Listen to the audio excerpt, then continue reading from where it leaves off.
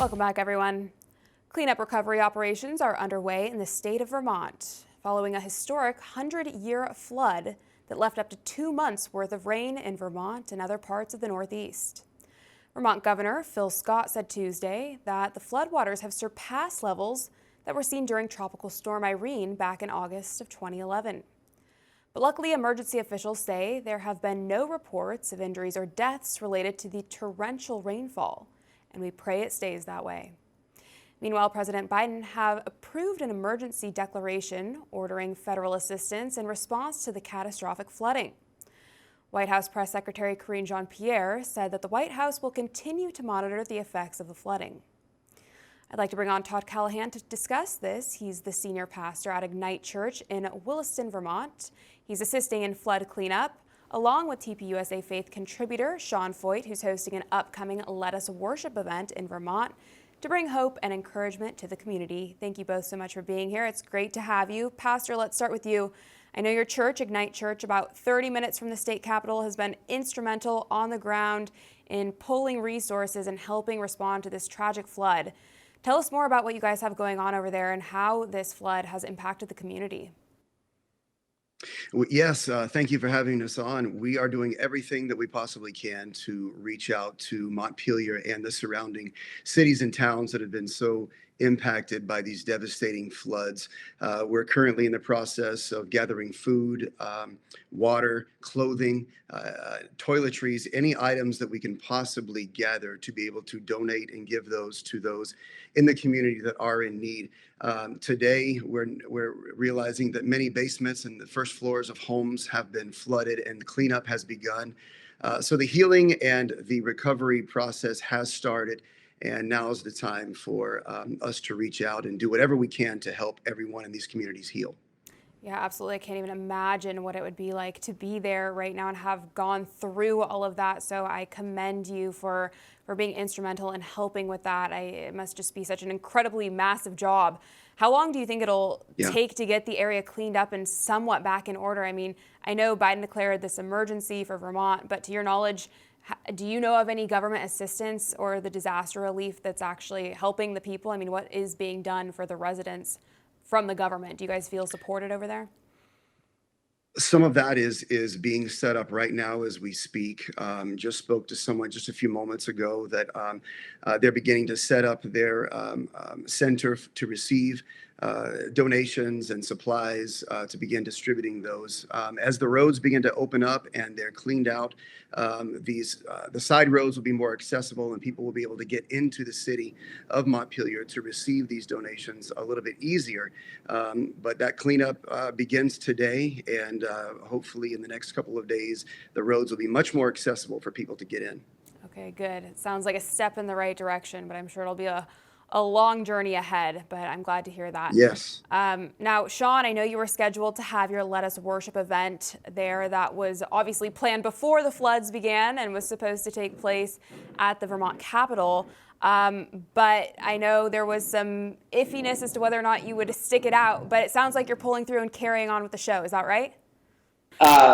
It seems like God continues to send us into cities of crisis and calamity. I mean, first it was Nashville right after the shooting that took place there at the Christian school. And then we were in Jackson, Mississippi right after all these drive-bys were happening on the Capitol steps. And now God's sending us into Vermont on the heels of this 100-year historic flood. And I don't think it's a coincidence. I think God ordains these moments for us where he sends us in. And, you know, regardless of Vermont and the government there and their attitude towards the church, they may mock the church, they may shame the church, but in moments of crisis, they turn to the church because the church is the first one to respond. And that's what we're seeing right now. And so, you know, we have the opportunity to host not only the largest gathering in the state maybe this year of people of faith worshiping, but we have the opportunity to respond in the midst of a great crisis. And so, you know, we feel like this is a God-ordained moment, and together with Let Us Worship and TPUSA Faith and our ministries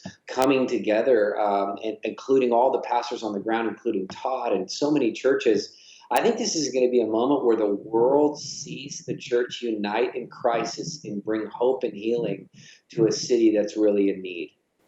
That is just incredible. I love to hear that. And I love both of your commitment to the community and to the Lord. It's just so inspiring. And Sean, as you mentioned, it really is no coincidence. I mean, I've followed you. You keep getting sent into these areas of crisis, and it's just astounding. But I don't think the Lord would put you up for the challenge if you couldn't handle it. So I think you're proving time and time again that you can indeed. And it's such a wonderful opportunity to bring the community together and bring people to the Lord. So I just applaud you for that. You mentioned the church in Vermont shaming and mocking, or I'm sorry, not the church, the people in Vermont shaming and mocking the church, rather. Can you tell us more about what you mean by that? I mean, I think you just see in New England, which I think is interesting because the whole New England area. I mean, it's historic for the Great Awakenings. You see moves of God that have literally birthed and changed America from that region. But now you see this rise of this anti-church sentiment in those states, and so we always get pushback and protesters, trolls online and people that come after us. And most of the time we don't get any assistance from the governments in those local governments in those states. However, in moments of crisis, you see, and I think as Todd is pointing out, and as you're pointing out, people that are responding are pastors. People that are turning their churches into aid centers and distribution centers are churches.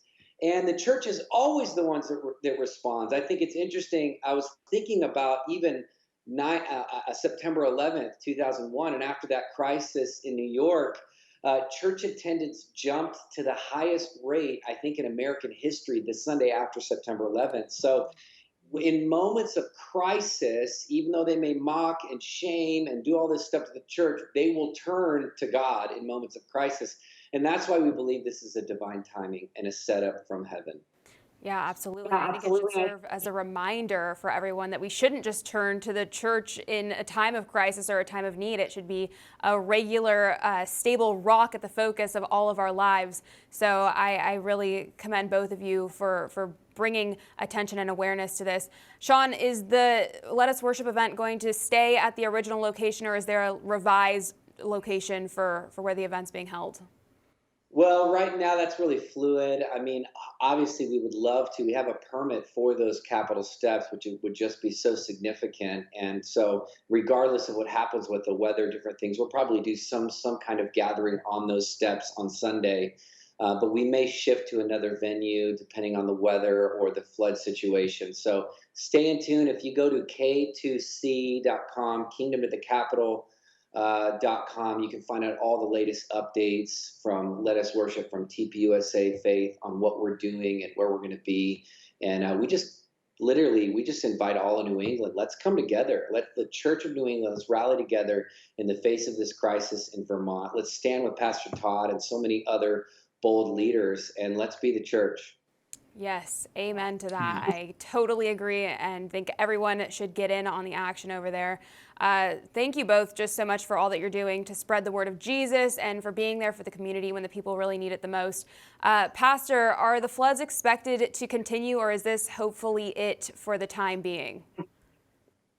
We are praying and believing that this is it. We're expecting some rain Thursday, Friday, into Saturday, and some showers on Sunday. But we're praying that as the waters begin to recede, that we won't expect any additional flooding. But continue to please pray for this region, this area. We believe that this is an appointed time for God's Spirit just to move across and sweep across this state. Many people look at Vermont because of our political affiliations, and as you were referring to, kind of scoff at this state. But there are some kingdom-minded freedom fighters who are believing for God's best over this state, and we believe that we're about to see one of the greatest moves of His Spirit that we've ever seen. And we're excited to worship on Sunday and encourage everyone from around the region, especially in Vermont. If you can get there, you don't want to miss this moment. It's going to be incredible. That is incredible indeed. I will certainly be praying for all of you guys over there and pray that it's a huge turnout and we have a much needed revival in this nation. Before we let you go, Pastor, what can people do to help you over there? How can we get involved to ease the burden of all that you guys are doing and enduring over there in Vermont?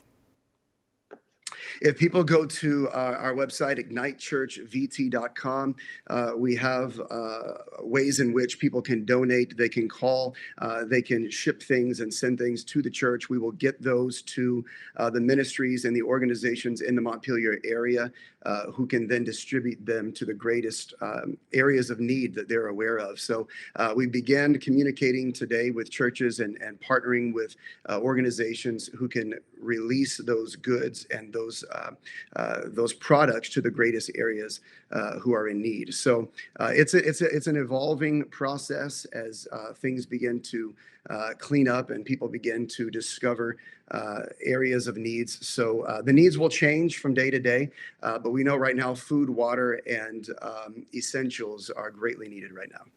Good to know. Well, we'll do all we can to help you, and we will continue praying for you both. Thank you so much for joining us today, and God bless you guys. God bless. Thank you. Thank you. For all our viewers asking where One America News is heading in the future, we would like to introduce you to OAN Live. OAN Live is the best way to stay up to date on all of the hard-hitting, straight-shooting, national and international headlines. And the best part is, OAN Live is only $4.99 per month. All the credible, honest, unbiased reporting One America News offers at a fraction of the cost of cable. Just go to OANN.com to easily sign up for OAN Live and stay informed.